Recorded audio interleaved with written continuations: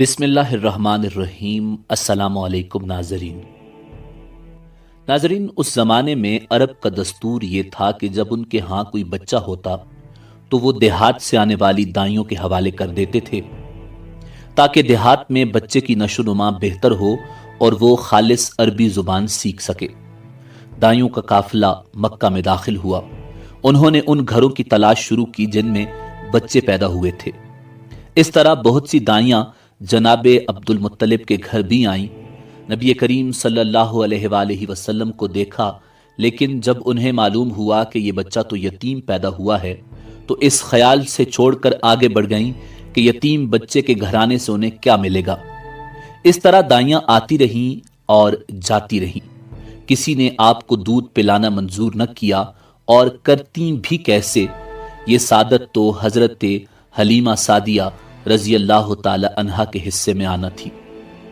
जब हलीमा मक्का पहुंची तो उन्हें मालूम हुआ सब औरतों को कोई ना कोई बच्चा मिल गया है और अब सिर्फ वो बगैर बच्चे के रह गई हैं और अब कोई बच्चा बाकी नहीं बचा। हाँ, एक यतीम बच्चा जरूर बाकी है जिसे दूसरी औरतें छोड़ गई हैं। हलीमा सादिया ने अपने शौहर अब्दुल्ला इब्ने हारिस से कहा, खुदा की कसम मुझे ये बात बहुत नागवार गुजर रही है कि मैं बच्चे के बगैर जाऊं, दूसरी सब औरतें बच्चे लेकर जाएं।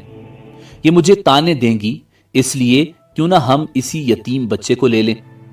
अब्दुल्ला बिन हारिस बोले, कोई हरज नहीं, हो सकता है अल्लाह इसी बच्चे के जरिए हमें खैर बरकत अता फरमा दें। चुनाचे हजरत हलीमा सादिया रजी अल्लाह ताला अन्हा जनाबे अब्दुल मुत्तलिब रजी अल्लाह ताला अन्हो के घर गईं। जनाब अब्दुल मुत्तलिब और हजरत आमना सलामुल्लाह अलैहा ने उन्हें खुशामदीद कहा। फिर हजरत आमना रजी अल्लाह ताला अन्हा उन्हें बच्चे के पास ले आईं। आप उस वक्त एक ऊनी चादर में लिपटे हुए थे।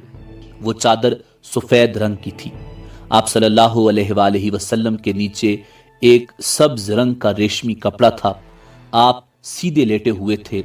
आपकी सांस की आवाज के साथ मुश्क की सी खुशबू निकल कर फैल रही थी। हजरत हलीमा सादी रजी अल्लाह ताला अन्हा आपके हुस्न जमाल को देखकर हैरत ज़दा रह गईं। आप उस वक्त सोए हुए थे।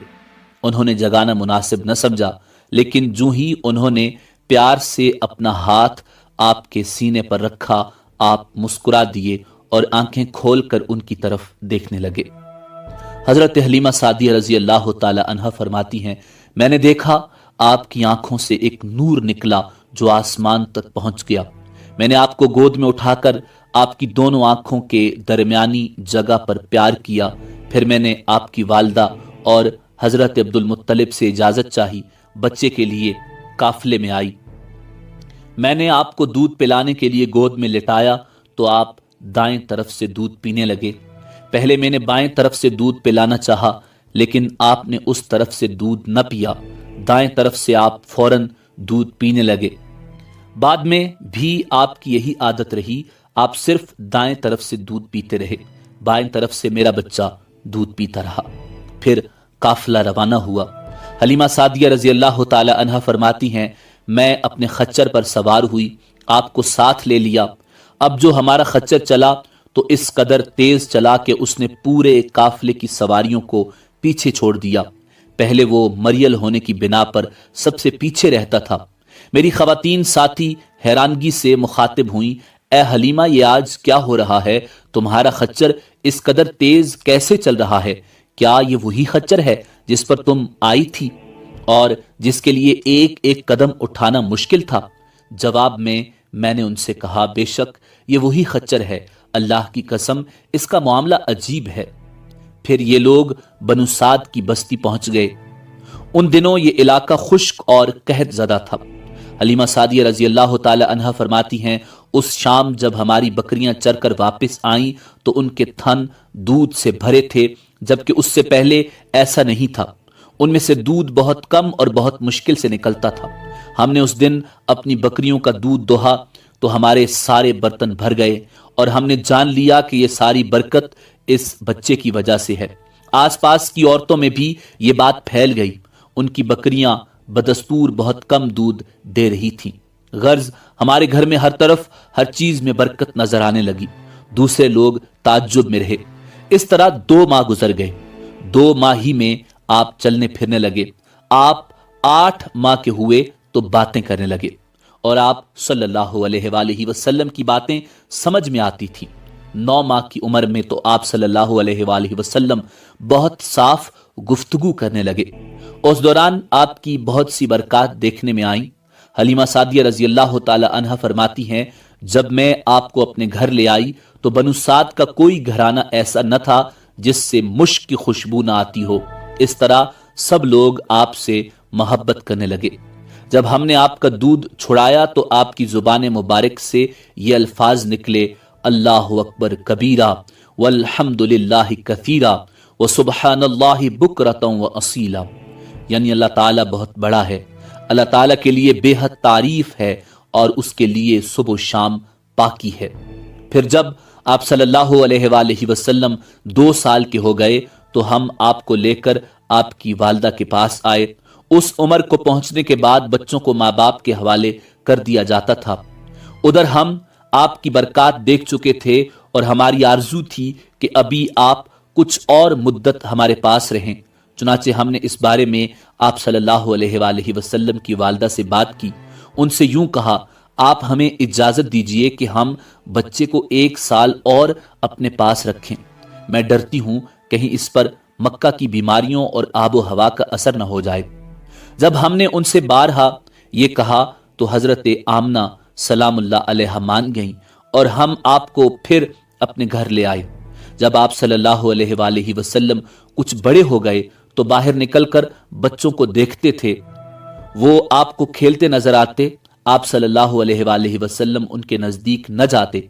एक रोज आपने मुझसे पूछा, अम्मी जान क्या बात है, दिन में मेरे भाई बहन नजर नहीं आते? आप अपने दूध शरीक भाई अब्दुल्ला और बहनों अनीसा और शीमा के बारे में पूछ रहे थे। हजरत हलीमा सादिया रजी अल्लाह ताला अन्हा फरमाती हैं, मैंने आपको बताया वो सुबह सवेरे बकरियां चराने जाते हैं, शाम के बाद घर आते हैं। ये जानकर आपने फरमाया तब मुझे भी उनके साथ भेज दिया करें। उसके बाद आप अपने भाई बहनों के साथ जाने लगे। आप खुश खुश जाते और वापस आते। ऐसे में एक दिन मेरे बच्चे खौफजदा अंदाज में दौड़ते हुए आए और घबराकर बोले, अम्मी जान जल्दी चलिए वरना भाई मोहम्मद सल्लल्लाहु अलैहि वसल्लम खत्म हो जाएंगे। ये सुनकर हमारे तो होश उड़ गए। दौड़कर वहां पहुंचे। हमने आपको देखा, आप खड़े हुए थे, रंग उड़ा हुआ था, चेहरे पर जर्दी छाई हुई थी और ये इसलिए नहीं था कि आपको सीना चाक किए जाने से कोई तकलीफ हुई थी, बल्कि उन फरिश्तों को देखकर आपकी हालत हुई थी। हलीमा सादिया रजी अल्लाह ताला अन्हा फरमाती हैं, हमने आपसे पूछा क्या हुआ था? आपने बताया, मेरे पास 2 आदमी आए थे, वो सफेद कपड़े पहने हुए थे। वो दोनों जिब्राइल और मिकाइल अलैहिस्सलाम थे।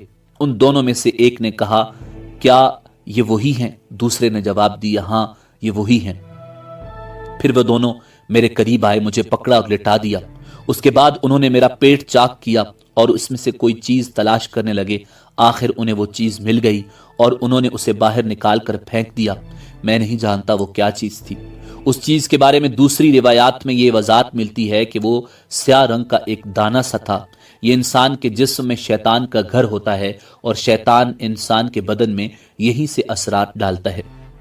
हजरत हलीमा सादिया रजी अल्लाह ताला अन्हा फरमाती हैं, फिर हम आपको घर ले आए। उस वक्त वो मेरे शौहर अब्दुल्ला बिन हारिस ने मुझसे ये कहा, हलीमा मुझे डर है कहीं इस बच्चे को कोई नुकसान न पहुंच जाए, इसलिए इसे इसके घर वालों के पास पहुंचा दो। मैंने कहा ठीक है। फिर हम आपको लेकर मक्का की तरफ रवाना हुए। जब मैं मक्का के बालाई इलाके में पहुंची तो आप अचानक गायब हो गए। मैं हवास बाख्ता हो गई। हलीमा सादिया फरमाती हैं, मैं परेशानी की हालत में मक्का पहुंची। आपके दादा अब्दुल मुत्तलिब के पास पहुंचते ही मैंने कहा, मैं आज रात मोहम्मद सल्लल्लाहु अलैहि वसल्लम को लेकर आ रही थी। जब मैं बालाई इलाके में पहुंची तो वो अचानक कहीं गुम हो गए। अब खुदा की कसम मैं नहीं जानती वो कहां हैं। हजरत अब्दुल मुत्तलिब ये सुनकर फौरन काबा के पास खड़े हो गए। उन्होंने आप सल्लल्लाहु अलैहि वसल्लम के मिल जाने के लिए दुआ की। پھر آپ کی تلاش میں روانہ ہوئے۔ ان کے ساتھ ورقہ بن نوفل بھی تھے۔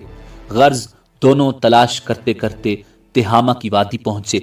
ایک درخت کے نیچے انہیں ایک لڑکا کھڑا نظر آیا۔ اس درخت کی شاخیں بہت گھنی تھیں۔ حضرت عبد المطلب نے پوچھا، لڑکے تم کون ہو؟ حضور نبی کریم صلی اللہ علیہ وآلہ وسلم چونکہ اس وقت تک قد نکال چکے تھے، اس لیے حضرت عبد المطلب پہچان نہ سکے۔ آپ کا قد تیزی سے بڑھ رہا تھا۔ جواب میں آپ صلی اللہ علیہ وآلہ وسلم نے فرمایا، میں محمد بن عبداللہ بن عبد المطلب ہوں۔ یہ سن کر حضرت عبد المطلب بولے، تم پر میری جان قربان، میں ہی تمہارا دادا عبد المطلب ہوں۔ پھر انہوں نے آپ کو اٹھا کر سینے سے لگایا اور رونے لگے۔ آپ کو گھوڑے پر اپنے آگے بٹھایا اور مکہ کی طرف چلے۔ گھر آ کر انہوں نے بکریاں اور گائیں ذبح کی اور مکے والوں کی دعوت کی۔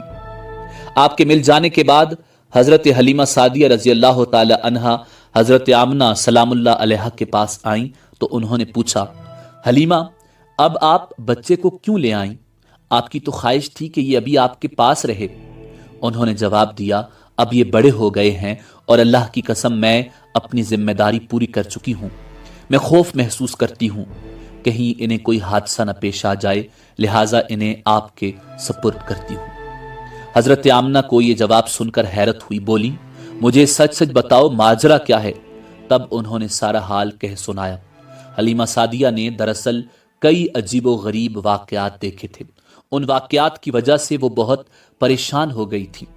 پھر سینہ مبارک چاک کیے جانے والا واقعہ پیش آیا تو آپ کو فوری طور پر واپس کرنے پر مجبور ہوئیں۔ وہ چند واقعات حضرت حلیمہ سعدیہ رضی اللہ تعالی عنہا اس طرح بیان فرماتی ہیں، ایک مرتبہ یہودیوں کی ایک جماعت میرے پاس سے گزری۔ یہ لوگ آسمانی کتاب تورات کو ماننے کا دعویٰ کرتے تھے۔ میں نے ان سے کہا، کیا آپ لوگ میرے اس بیٹے کے بارے میں کچھ کہہ سکتے ہو؟ ساتھ ہی میں نے حضور نبی اکرم صلی اللہ علیہ وآلہ وسلم کی پیدائش کے بارے میں انہیں تفصیلات سنائیں۔ یہودی تفصیلات سن کر آپس میں کہنے لگے، اس بچے کو قتل کر دینا چاہیے۔ یہ کہہ کر انہوں نے پوچھا، کیا یہ بچہ یتیم ہے؟ میں نے ان کی بات سن لی تھی کہ وہ ان کے قتل کا ارادہ کر رہے ہیں، سو میں نے جلدی سے اپنے شوہر کی طرف اشارہ کرتے ہوئے کہا، نہیں، یہ رہے اس بچے کے باپ۔ تب انہوں نے کہا، اگر یہ بچہ یتیم ہوتا تو ہم ضرور اسے قتل کر دیتے۔ یہ بات انہوں نے اس لیے کہی کہ انہوں نے پرانی کتابوں میں پڑھ رکھا تھا کہ آخری نبی صلی اللہ علیہ وآلہ وسلم آنے والے ہیں، ان کا دین سارے عالم میں پھیل جائے گا، ہر طرف ان کا بول بالا ہوگا، ان کی پیدائش اور بچپن کی یہ علامات ہوں گی اور یہ کہ وہ یتیم ہوں گے۔ اب چونکہ ان سے حلیمہ سعدیہ رضی اللہ تعالی عنہا نے یہ کہہ دیا کہ یہ بچہ یتیم نہیں ہے، تو انہوں نے خیال کر لیا کہ یہ وہ بچہ نہیں ہے۔ اس طرح انہوں نے بچے کو قتل کرنے کا ارادہ ترک کر دیا۔ اسی طرح ان کے ساتھ یہ واقعہ پیش آیا، ایک مرتبہ وہ آپ کو عکاظ کے میلے میں لے آئیں۔ جاہلیت کے دور میں یہاں بہت مشہور میلہ لگتا تھا۔ یہ میلہ طائف اور نخلہ کے درمیان لگتا تھا۔ عرب کے لوگ حج کرنے آتے تو شوال کا مہینہ اس میلے میں گزارتے، کھیلتے کودتے اور اپنی بڑائیاں بیان کرتے۔ حلیمہ سعدیہ رضی اللہ تعالی عنہا نبی کریم صلی اللہ علیہ وآلہ وسلم کو لیے بازار میں گھوم رہی تھی کہ ایک کاہن کی نظر آپ صلی اللہ علیہ وآلہ وسلم پر پڑی۔ اسے آپ میں نبوت کی تمام علامات نظر آ گئیں۔ اس نے پکار کر کہا، لوگو اس بچے کو مار ڈالو۔ حلیمہ اس کاہن کی بات سن کر گھبرا گئیں اور جلدی سے وہاں سے سرک گئیں۔ اس طرح اللہ تعالیٰ نے حضور نبی کریم صلی اللہ علیہ وآلہ وسلم کی حفاظت فرمائی۔ میلے میں موجود لوگوں نے کاہن کی آواز سن کر ادھر ادھر دیکھا کہ کس بچے کو قتل کرنے کے لیے کہا گیا ہے، مگر انہیں وہاں کوئی بچہ نظر نہیں آیا۔ اب لوگوں نے کاہن سے پوچھا، کیا بات ہے، آپ کس بچے کو مار ڈالنے کا کہہ رہے ہیں؟ اس نے ان لوگوں کو بتایا، میں نے ابھی ایک لڑکے کو دیکھا ہے، معبودوں کی قسم وہ تمہارے دین کے ماننے والوں کو قتل کرے گا، تمہارے بتوں کو توڑے گا اور وہ تم سب پر غالب آئے گا۔ یہ سن کر لوگ آپ کی تلاش میں ادھر ادھر دوڑے لیکن ناکام رہے۔ حلیمہ سعدیہ آپ صلی اللہ علیہ وآلہ وسلم کو لے کر واپس آ رہی تھی کہ ذی الحجاز سے ان کا گزر ہوا۔ یہاں بھی میلہ لگا ہوا تھا۔ اس بازار میں ایک نجومی تھا۔ لوگ اس کے پاس اپنے بچوں کو لے کر آتے تھے، وہ بچوں کو دیکھ کر ان کی قسمت کے بارے میں اندازے لگاتا تھا۔ حلیمہ سعدیہ اس کے نزدیک سے گزری تو نجومی کی نظر حضور نبی اکرم صلی اللہ علیہ وآلہ وسلم پر پڑی۔ نجومی کو آپ صلی اللہ علیہ وآلہ وسلم کی مہر نبوت نظر آ گئی، ساتھ ہی آپ صلی اللہ علیہ وآلہ وسلم کی آنکھوں کی خاص سرخی اس نے دیکھ لی۔ وہ چلا اٹھا، اے عرب کے لوگو، اس لڑکے کو قتل کر دو، یہ یقیناً تمہارے دین کے ماننے والوں کو قتل کرے گا، تمہارے بتوں کو توڑے گا اور تم پر غالب آئے گا۔ یہ کہتے ہوئے وہ آپ کی طرف جھپٹا، لیکن اسی وقت وہ پاگل ہو گیا اور اسی پاگل پن میں مر گیا۔ ایک اور واقعہ سیرت ابن حشام میں ہے کہ حبشہ کے عیسائیوں کی ایک جماعت حضور نبی کریم صلی اللہ علیہ وآلہ وسلم کے پاس سے گزری۔ اس وقت آپ صلی اللہ علیہ وآلہ وسلم حضرت حلیمہ سعدیہ کے ساتھ تھے اور وہ آپ کو آپ کی والدہ کے حوالے کرنے جا رہی تھیں۔ ان عیسائیوں نے آپ صلی اللہ علیہ وآلہ وسلم کے کاندھوں کے درمیان مہر نبوت کو دیکھا اور آپ صلی اللہ علیہ وآلہ وسلم کی آنکھوں کی سرخی کو بھی دیکھا۔ انہوں نے حلیمہ سعدیہ سے پوچھا، کیا اس بچے کی آنکھوں میں کوئی تکلیف ہے؟ انہوں نے جواب دیا، نہیں، کوئی تکلیف نہیں، یہ سرخی تو ان کی آنکھوں میں قدرتی ہے۔ ان عیسائیوں نے کہا، تب اس بچے کو ہمارے حوالے کر دو، ہم اسے اپنے ملک لے جائیں گے، یہ بچہ پیغمبر اور بڑی شان والا ہے، ہم اس کے بارے میں سب کچھ جانتے ہیں۔ حلیمہ سعدیہ یہ سنتے ہی وہاں سے جلدی سے دور چلی گئی، یہاں تک کہ آپ صلی اللہ علیہ وآلہ وسلم کو آپ کی والدہ حضرت آمنہ سلام اللہ علیہا کے پاس پہنچا دیا۔ ان واقعات کے بعد حضرت حلیمہ سعدیہ اور ان کے شوہر نے فیصلہ کیا کہ اب بچے محمد صلی اللہ علیہ وآلہ وسلم کو اپنے پاس نہیں رکھنا چاہیے۔ جب حضرت حلیمہ سعدیہ نے آپ صلی اللہ علیہ وآلہ وسلم کو حضرت آمنہ کے حوالے کیا، اس وقت آپ کی عمر مبارک 4 سال تھی۔ ایک روایت یہ ملتی ہے کہ اس وقت عمر 5 سال تھی، ایک تیسری روایت کے مطابق عمر مبارک 6 سال ہو چکی تھی۔ جب حلیمہ سعدیہ نے آپ صلی اللہ علیہ وآلہ وسلم کو حضرت آمنہ سلام اللہ علیہا کے حوالے کیا تو اس کے کچھ دنوں بعد حضرت آمنہ سلام اللہ علیہا انتقال فرما گئیں۔ والدہ کا سایہ بھی سر سے اٹھ گیا۔ حضرت آمنہ کی وفات مکہ اور مدینہ کے درمیان ابوا کے مقام پر ہوئی، آپ کو یہیں دفن کیا گیا۔ ہوا یہ کہ آپ صلی اللہ علیہ وآلہ وسلم کی والدہ آپ کو لے کر اپنے میکے مدینہ منورہ گئیں۔ آپ صلی اللہ علیہ وآلہ وسلم کے ساتھ ام ایمن بھی تھی۔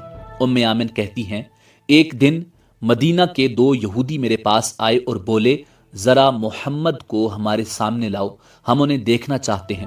وہ آپ صلی اللہ علیہ وآلہ وسلم کو ان کے سامنے لے آئیں۔ انہوں نے اچھی طرح دیکھا، پھر ایک نے اپنے ساتھی سے کہا، یہ اس امت کا نبی ہے، یہ شہر ان کی ہجرت گاہ ہے، یہاں زبردست جنگ ہوگی، قیدی پکڑے جائیں گے۔ آپ صلی اللہ علیہ وآلہ وسلم کی والدہ کو یہودیوں کی اس بات کا پتہ چلا تو آپ ڈر گئیں اور آپ کو لے کر مکہ کی طرف روانہ ہوئیں، مگر راستے ہی میں ابوا کے مقام پر وفات پا گئیں۔ ایک روز بنو مدلج کے کچھ لوگ حضرت عبد المطلب سے ملنے کے لیے آئے۔ ان کے پاس اس وقت حضور نبی کریم صلی اللہ علیہ وآلہ وسلم بھی تشریف فرما تھے۔ مدلج کے لوگوں نے آپ کو دیکھا۔ یہ لوگ قیافہ شناس تھے۔ آدمی کا چہرہ دیکھ کر اس کے مستقبل کے بارے میں اندازے بیان کرتے تھے۔ انہوں نے حضرت عبد المطلب سے کہا، اس بچے کی حفاظت کریں، اس لیے کہ مقام ابراہیم پر جو حضرت ابراہیم علیہ السلام کے قدم کا نشان ہے، اس بچے کے پاؤں کا نشان بالکل اس نشان سے ملتا جلتا ہے۔ اس قدر مشابہت ہم نے کسی اور کے پاؤں کے نشان میں نہیں دیکھی۔ ہمارا خیال ہے یہ بچہ نرالی شان کا مالک ہوگا، اس لیے اس کی حفاظت کریں۔ مقام ابراہیم خانہ کعبہ میں وہ پتھر ہے جس پر حضرت ابراہیم علیہ السلام کعبہ کی تعمیر کے وقت کھڑے ہوئے تھے۔ معجزے کے طور پر اس پتھر پر ابراہیم علیہ السلام کے پیروں کے نشان پڑ گئے تھے۔ لوگ اس پتھر کی زیارت کرتے ہیں، یہی مقام ابراہیم ہے۔ چونکہ آپ حضرت ابراہیم علیہ السلام کی نسل سے ہیں، اس لیے ان کے پاؤں کی مشابہت آپ میں ہونا قدرتی بات تھی۔ ایک روز حضرت عبد المطلب خانہ کعبہ میں حجر اسود کے پاس بیٹھے ہوئے تھے۔ ایسے میں ان کے پاس نجران کے عیسائی آ گئے۔ ان میں ایک پادری بھی تھا۔ اس پادری نے حضرت عبد المطلب سے کہا، ہماری کتابوں میں ایک ایسے نبی کی علامات ہیں جو اسماعیل کی اولاد میں ہونا باقی ہے، یہ شہر اس کی جائے پیدائش ہے، اس کی یہ نشانیاں ہوں گی۔ ابھی یہ بات ہو رہی تھی کہ کوئی شخص آپ صلی اللہ علیہ وآلہ وسلم کو لے کر وہاں پہنچا۔ پادری کی نظر جوں ہی آپ پر پڑی وہ چونک اٹھا، آپ کی آنکھوں، کمر اور پیروں کو دیکھ کر وہ چلا اٹھا، وہ نبی یہی ہیں، یہ تمہارے کیا لگتے ہیں؟ حضرت عبد المطلب بولے، یہ میرے بیٹے ہیں۔ اس پر وہ پادری بولا، او تب یہ وہ نہیں، اس لیے کہ ہماری کتابوں میں لکھا ہے کہ اس کے والد کا انتقال اس کی پیدائش سے پہلے ہو جائے گا۔ یہ سن کر حضرت عبد المطلب بولے، یہ دراصل میرا پوتا ہے، اس کے باپ کا انتقال اس وقت ہو گیا تھا جب یہ پیدا بھی نہیں ہوا تھا۔ اس پر پادری بولا، ہاں یہ بات ہوئی نا، آپ اس کی پوری طرح حفاظت کریں۔ حضرت عبد المطلب کی آپ سے محبت کا یہ عالم تھا کہ کھانا کھانے بیٹھتے تو کہتے، میرے بیٹے کو لے آؤ۔ آپ تشریف لاتے تو حضرت عبد المطلب آپ کو اپنے پاس بٹھاتے، آپ کو اپنے ساتھ کھلاتے۔ بہت زیادہ عمر والے ایک صحابی حیدر بن معاویہ رضی اللہ تعالی عنہ کہتے ہیں، میں ایک مرتبہ اسلام سے پہلے جاہلیت کے زمانے میں حج کے لیے مکہ معظمہ پہنچا، وہاں بیت اللہ کا طواف کر رہا تھا۔ میں نے ایک ایسے شخص کو دیکھا جو بہت بوڑھا اور بہت لمبے قد کا تھا۔ وہ بیت اللہ کا طواف کر رہا تھا اور کہہ رہا تھا، اے میرے پروردگار، میری سواری کو محمد کی طرف پھیر دے اور اسے میرا دست و بازو بنا۔ میں نے اس بوڑھے کو جب یہ شعر پڑھتے سنا تو لوگوں سے پوچھا، یہ کون ہے؟ لوگوں نے بتایا، یہ عبد المطلب بن ہاشم ہیں۔ انہوں نے اپنے پوتے کو اپنے ایک اونٹ کی تلاش میں بھیجا ہے، وہ اونٹ گم ہو گیا ہے، اور وہ پوتا ایسا ہے جب بھی کسی گمشدہ چیز کی تلاش میں اسے بھیجا جاتا ہے تو وہ چیز لے کر ہی آتا ہے۔ پوتے سے پہلے یہ اپنے بیٹوں کو اس اونٹ کی تلاش میں بھیج چکے ہیں، لیکن وہ ناکام لوٹے ہیں۔ اب چونکہ پوتے کو گئے ہوئے دیر ہو گئی ہے، اس لیے پریشان ہیں اور دعا مانگ رہے ہیں۔ تھوڑی ہی دیر گزری تھی کہ میں نے دیکھا کہ آپ صلی اللہ علیہ وآلہ وسلم اونٹ کو لیے تشریف لا رہے ہیں۔ حضرت عبد المطلب نے آپ کو دیکھ کر کہا، میرے بیٹے، میں تمہارے لیے اس قدر فکر مند ہو گیا تھا کہ شاید اس کا اثر کبھی میرے دل سے نہ جائے۔ حضرت عبد المطلب کی بیوی کا نام رقیہ بنت ابو سیفی تھا۔ وہ کہتی ہیں، قریش کئی سال سے سخت قحط سالی کا شکار تھے، بارشیں بالکل بند تھیں، سب لوگ پریشان تھے۔ اسی زمانے میں نے ایک خواب دیکھا، کوئی شخص خواب میں کہہ رہا تھا، اے قریش کے لوگو، تم میں ایک نبی ظاہر ہونے والا ہے، اس کے ظہور کا وقت آ گیا ہے، اس کے ذریعے تمہیں زندگی ملے گی، یعنی خوب بارشیں ہوں گی، سرسبزی اور شادابی ہوگی۔ تم اپنے لوگوں میں سے ایک ایسا شخص تلاش کرو جو لمبے قد کا ہو، گورے رنگ کا ہو، اس کی پلکیں گھنی ہوں، بھوئیں اور ابرو ملے ہوئے ہوں۔ وہ شخص اپنی تمام اولاد کے ساتھ نکلے اور تم میں سے ہر خاندان کا ایک آدمی نکلے، سب پاک صاف ہوں اور خوشبو لگائیں۔ وہ حجر اسود کو بوسہ دیں، پھر سب جبل ابو قیس پر چڑھ جائیں، پھر وہ شخص جس کا حلیہ بتایا گیا ہے آگے بڑھے اور بارش کی دعا مانگے، اور تم سب آمین کہو تو بارش ہو جائے گی۔ صبح ہوئی تو رقیہ نے اپنا یہ خواب قریش سے بیان کیا۔ انہوں نے ان نشانیوں کو تلاش کیا تو سب کی سب نشانیاں انہیں عبد المطلب میں مل گئیں۔ سب ان کے پاس جمع ہوئے، ہر خاندان سے ایک ایک آدمی آیا، ان سب نے شرائط پوری کی۔ اس کے بعد سب ابو قیس پہاڑ پر چڑھ گئے۔ ان میں نبی کریم صلی اللہ علیہ وآلہ وسلم تھے۔ آپ اس وقت 9 مرد تھے۔ پھر حضرت عبد المطلب آگے بڑھے اور انہوں نے یوں دعا کی، اے اللہ، یہ سب تیرے غلام ہیں، تیرے غلاموں کی اولاد ہیں، تیری باندیاں ہیں اور تیری باندیوں کی اولاد ہیں۔ ہم پر جو برا وقت آ پڑا ہے تو دیکھ رہا ہے، ہم مسلسل قحط سالی کا شکار ہیں۔ اب اونٹ، گائیں، گھوڑے، خچر اور گدھے سب کچھ ختم ہو چکے ہیں اور جانوروں پر بن آئی ہے، اس لیے ہماری یہ خشک سالی ختم فرما دے، ہمیں زندگی اور سرسبزی اور شادابی عطا فرما۔ ابھی یہ دعا مانگ ہی رہے تھے کہ بارش شروع ہو گئی، وادیاں پانی سے بھر گئیں، لیکن اس بارش میں ایک عجیب بات ہوئی، اور وہ عجیب بات یہ تھی کہ قریش کو یہ سیرابی ضرور حاصل ہوئی، مگر یہ بارش قبیلہ قیس اور قبیلہ مضر کے قریبی بستیوں میں بالکل نہ ہوئی۔ اب لوگ بہت حیران ہو گئے، یہ کیا بات ہوئی؟ ایک قبیلے پر بارش اور آس پاس کے سب قبیلے بارش سے محروم۔ تمام قبیلوں کے سردار جمع ہوئے، اس سلسلے میں بات چیت شروع ہوئی۔ ایک سردار نے کہا، ہم زبردست قحط اور خشک سالی کا شکار ہیں، جبکہ قریش کو اللہ تعالیٰ نے بارش عطا کی ہے اور یہ عبد المطلب کی وجہ سے ہوا ہے، اس لیے ہم سب ان کے پاس چلتے ہیں، اگر وہ ہمارے لیے دعا کر دیں تو شاید اللہ ہمیں بھی بارش دے دے۔ یہ مشورہ سب کو پسند آیا، چنانچہ یہ لوگ مکہ معظمہ میں آئے اور حضرت عبد المطلب سے ملے، انہیں سلام کیا، پھر ان سے کہا، اے عبد المطلب، ہم کئی سال سے خشک سالی کا شکار ہیں، ہمیں آپ کی برکت کے بارے میں معلوم ہوا ہے، اس لیے مہربانی فرما کر آپ ہمارے لیے بھی دعا کریں، اس لیے کہ اللہ نے آپ کی دعا سے قریش کو بارش عطا کی ہے۔ ان کی بات سن کر حضرت عبد المطلب نے کہا، اچھی بات ہے، میں کل میدان عرفات میں آپ لوگوں کے لیے بھی دعا کروں گا۔ دوسرے دن صبح سویرے حضرت عبد المطلب میدان عرفات کی طرف روانہ ہوئے، ان کے ساتھ دوسرے لوگوں کے علاوہ ان کے بیٹے اور اللہ کے رسول صلی اللہ علیہ وآلہ وسلم بھی تھے۔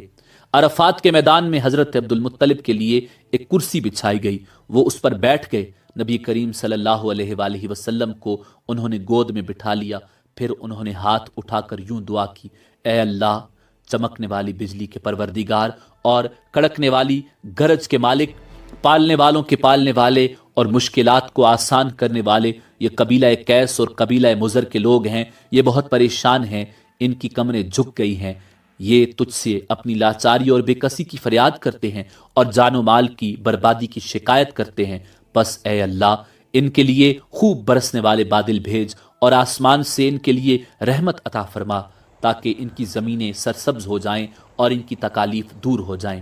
عبد المطلب ابھی یہ دعا کر ہی رہے تھے کہ ایک سیاہ بادل اٹھا، عبد المطلب کی طرف آیا اور اس کے بعد اس کا رخ قبیلہ قیس اور بنو مضر کی بستیوں کی طرف ہو گیا۔ یہ دیکھ کر عبد المطلب نے کہا، اے گروہ قریش اور مضر، جاؤ تمہیں سیرابی حاصل ہوگی۔ چنانچہ یہ لوگ جب اپنی بستیوں میں پہنچے تو وہاں بارش شروع ہو چکی تھی۔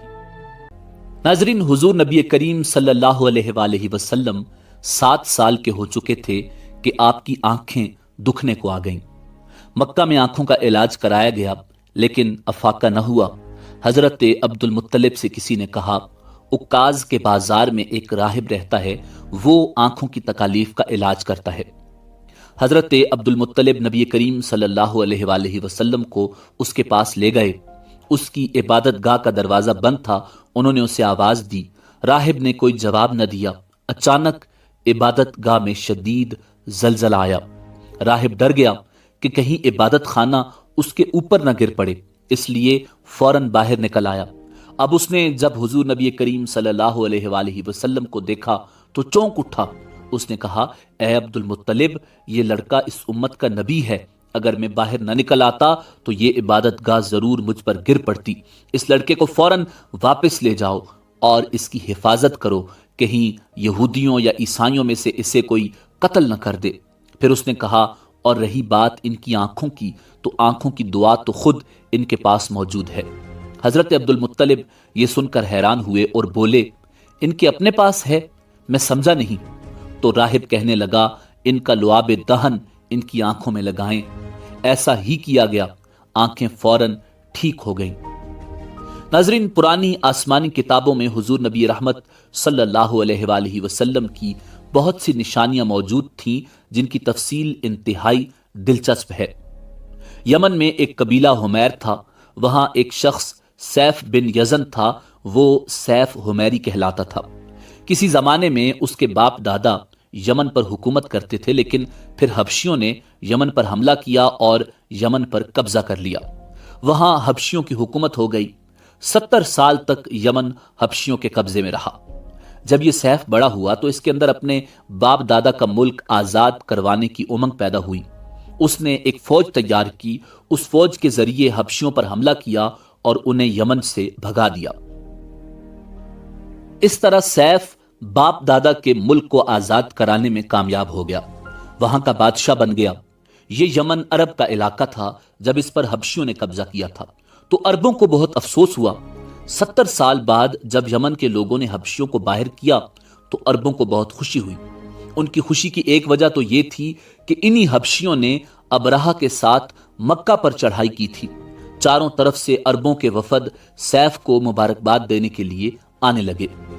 قریش کا بھی ایک وفد مبارک دینے کے لیے گیا۔ اس وفد کے سردار حضرت عبد المطلب تھے۔ یہ وفد جب یمن پہنچا تو سیف اپنے محل میں تھا उसके सर पर ताज था, सामने तलवार रखी थी और हुमैरी सरदार उसके दाएं बाएं बैठे थे। सैफ को कुरैश के वफद की आमद के बारे में बताया गया। उसे यह भी बताया गया कि ये लोग किस रुतबे के मालिक हैं। उसने उन लोगों को आने की इजाजत दे दी। ये वफद दरबार में पहुंचा। हजरत अब्दुल मुत्तलिब आगे बढ़कर उसके सामने जा खड़े हुए। उन्होंने बात करने की इजाजत चाही। सैफ ने कहा, अगर तुम बादशाहों के सामने बोलने के आदाब से वाकिफ हो तो हमारी तरफ से इजाजत है। तब हजरत अब्दुल मुत्तलिब ने कहा, ए बादशाह, हम काबा के खादिम हैं, अल्लाह के घर के मुहाफिज हैं, हम आपको मुबारकबाद देने आए हैं। यमन पर हबशी हुकूमत हमारे लिए भी बोझ बनी हुई थी, आपको मुबारक हो। आपके इस कारनामे से आपके बुजुर्गों को भी इज्जत मिलेगी और आने वाली नस्लों को भी वकार हासिल होगा। सैफ उनके अल्फाज सुनकर बहुत खुश हुआ, बेख्तियार बोल उठा, ऐ शख्स, तुम कौन हो, क्या नाम है तुम्हारा? उन्होंने कहा, मेरा नाम अब्दुल मुत्तलिब बिन हाशिम है। सैफ ने हाशिम का नाम सुनकर कहा, तब तो तुम हमारी बहन के बेटे हो। अब्दुल मुत्तलिब की वालिदा मदीने के कबीले खजरज की थी और खजरज का कबीला दरअसल यमन का था। इसलिए सैफ ने हाशिम का नाम सुनकर कहा, तब तो तुम हमारी बहन के बेटे हो। फिर उसने कहा, हम आप सबको खुशामदीद कहते हैं, आपके जज्बात की कदर करते हैं। उसके बाद कुरैश के वफद को सरकारी मेहमान खाने में ठहरा दिया गया। उनकी खूब खातर मदारत की गई, यहां तक कि 1 माह गुजर गया। 1 माह की मेहमान नवाजी के बाद सैफ ने उन्हें बुलाया। हजरत अब्दुल मुत्तलिब को अपने पास बुलाकर उसने कहा, ए अब्दुल मुत्तलिब, मैं अपने इल्म के पोशीदा राजों में से एक राज तुम्हें बता रहा हूं। तुम्हारे अलावा कोई और होता तो मैं हरगिज न बताता। तुम इस राज को उस वक्त तक राज ही रखना जब तक कि खुद अल्लाह ताला इस राज को जाहिर न फरमा दे। हमारे पास एक पोशीदा किताब है, वो पोशीदा राजों का एक खजाना है, हम दूसरों को उससे छुपा कर रखते हैं। मैंने उस किताब में एक बहुत अजीम शान खबर और एक बड़े खतरे के बारे में पढ़ लिया है और वो आपके बारे में है। अब्दुल मुत्तलिब ये बातें सुनकर हद दर्जे हैरत ज़दा हुए और पुकार उठे, मैं समझा नहीं, आप कहना क्या चाहते हैं? सुनो अब्दुल मुत्तलिब, जब तिहामा की वादी यानी मक्का में ऐसा बच्चा पैदा हो जिसके दोनों कंधों के दरमियान बालों का गुच्छा यानी मोहरे नबूवत हो तो उसे इमामत और सरदारी हासिल होगी और उसकी वजह से तुम्हें कयामत तक के लिए एजाज मिलेगा, इज्जत मिलेगी। हजरत अब्दुल मुत्तलिब ने यह सुनकर कहा, ए बादशाह, अल्लाह करे आपको भी ऐसी खुशबख्ती मुयस्सर आए। आपकी हैबत मुझे रोक रही है, वरना मैं आपसे पूछता कि उस बच्चे का जमाना कब होगा। बादशाह ने जवाब दिया, यही उसका जमाना है, वो इसी जमाने में पैदा होगा या पैदा हो चुका है। उसका नाम मुहम्मद सल्लल्लाहु अलैहि वसल्लम होगा। उसकी वालिदा का इंतकाल हो जाएगा, उसके दादा और चचा उसकी परवरिश करेंगे। हम भी उसके आरजूमंद रहे कि वो बच्चा हमारे यहां पैदा हो। अल्लाह ताला उसे खुलेआम जाहिर फरमाएगा और उसके लिए हम में से यानी मदीने के कबीले खिजरज में उस नबी के मददगार बनाएगा। हम में से उसने इसलिए कहा कि खिजरज असल में यमन के लोग थे। उनके जरिए उस नबी के खानदान और कबीले वालों को इज्जत हासिल होगी और उनके जरिए उसके दुश्मनों को जिल्लत मिलेगी और उनके जरिए वो तमाम लोगों से मुकाबला करेगा और उनके जरिए जमीन के अहम इलाके फतह हो जाएंगे। वो नबी रहमान की इबादत करेगा, शैतान को धमकाएगा, आतिश कदों को ठंडा करेगा यानी आग के पुजारियों को मिटाएगा, बुतों को तोड़ डालेगा। उसकी हर बात आखिरी फरमान होगी, उसके अहकामात इंसाफ वाले होंगे। वो नेक कामों का हुक्म देगा, खुद भी उन पर अमल करेगा, बुराइयों से रोकेगा, उनको मिटा डालेगा।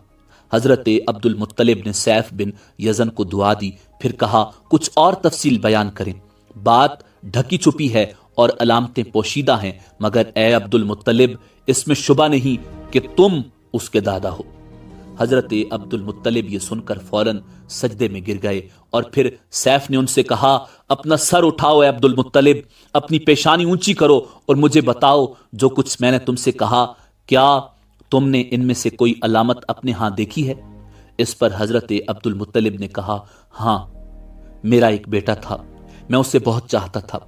मैंने एक शरीफ और मुअज़्ज़िज़ लड़की आमना बिनते वहब अब्द मन्नाफ से उसकी शादी कर दी। वो मेरी कौम के इंतहाई बाइज्जत खानदान से थी। उससे मेरे बेटे के हां एक लड़का पैदा हुआ, मैंने उसका नाम मोहम्मद रखा। उस बच्चे का बाप और मां दोनों फोत हो चुके हैं। अब मैं उसका चचा अबू तालिब उसकी देखभाल करते हैं। अब सैफ ने उनसे कहा, میں نے تمہیں جو کچھ بتایا وہ واقعہ اسی طرح ہے۔ اب تم اپنے پوتے کی حفاظت کرو، اسے یہودیوں سے بچائے رکھو، اس لیے کہ وہ اس کے دشمن ہیں۔ یہ اور بات ہے کہ اللہ تعالیٰ ہرگز ان لوگوں کو ان پر قابو نہیں پانے دے گا، اور میں نے جو کچھ آپ کو بتایا ہے اس کا اپنے قبیلے والوں سے ذکر نہ کرنا۔ مجھے ڈر ہے کہ ان باتوں کی وجہ سے ان لوگوں میں حسد اور جلن نہ پیدا ہو جائے۔ یہ لوگ سوچ سکتے ہیں یہ عزت اور بلندی آخر انہیں کیوں ملنے والی ہے؟ یہ لوگ ان کے راستے میں رکاوٹیں کھڑی کریں گے۔ اگر یہ لوگ اس وقت تک زندہ نہ رہے تو ان کی اولادیں یہ کام کریں گی۔ اگر مجھے یہ معلوم نہ ہوتا کہ اس نبی کے ظہور سے پہلے ہی مجھے موت آ لے گی تو میں اپنے اونٹوں اور قافلے کے ساتھ روانہ ہوتا اور ان کی سلطنت کے مرکز یثرب پہنچتا، کیونکہ میں اس کتاب میں یہ بات پاتا ہوں کہ شہر یثرب ان کی سلطنت کا مرکز ہوگا، ان کی طاقت کا سرچشمہ ہوگا، ان کی مدد اور نصرت کا ٹھکانہ ہوگا، اور ان کی وفات کی جگہ ہوگی، اور انہیں دفن بھی یہی کیا جائے گا۔ اور ہماری کتاب پچھلے علوم سے بھری پڑی ہے۔ مجھے پتا ہے اگر میں اسی وقت ان کی عظمت کا اعلان کروں تو خود ان کے لیے اور میرے لیے خطرات پیدا ہو جائیں گے۔ یہ ڈر نہ ہوتا تو میں اسی وقت ان کے بارے میں یہ تمام باتیں سب کو بتا دیتا، عربوں کے سامنے ان کی سربلندی اور اونچے رتبے کی داستانیں سنا دیتا، لیکن میں نے یہ راز تمہیں بتایا ہے، تمہارے ساتھیوں میں بھی کسی کو نہیں بتایا۔ اس کے بعد اس نے حضرت عبد المطلب کے ساتھیوں کو بلایا، ان میں سے ہر ایک کو 10 حبشی غلام، 10 حبشی باندیاں اور دھاری دار یمنی چادریں، بڑی مقدار میں سونا چاندی، 100 اونٹ اور عنبر کے بھرے ڈبے دیے۔ پھر حضرت عبد المطلب کو اس سے 10 گنا زیادہ دیا اور بولا، سال گزرنے پر میرے پاس ان کی خبر لے کر آنا اور ان کے حالات مجھے بتانا۔ سال گزرنے سے پہلے ہی اس بادشاہ کا انتقال ہو گیا۔ حضور نبی کریم صلی اللہ علیہ وآلہ وسلم کے جلیل القدر دادا جان حضرت عبد المطلب اکثر اس بادشاہ کا ذکر کیا کرتے تھے۔ حضور نبی کریم صلی اللہ علیہ وآلہ وسلم کی عمر تقریباً 8 سال ہوئی تو حضرت عبد المطلب انتقال فرما گئے۔ اس طرح ایک عظیم سرپرست کا ساتھ چھوٹ گیا۔